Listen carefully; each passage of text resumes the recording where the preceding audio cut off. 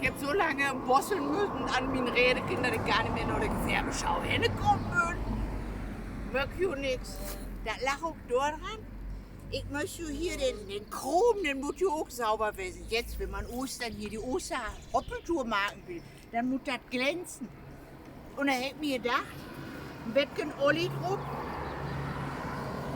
das kann man gar nicht machen, ne? Das ist so voll teuer. So ein Bettchen Olli, das kostet so voll Geld. Ne, jetzt bin ich knipprig. Du kannst ja später noch Pommes mitmachen. Ein Bettchen Spucke, das Mutter Madon für Ostern, ne? Brosseln, wagt ohne feinen Kaffee.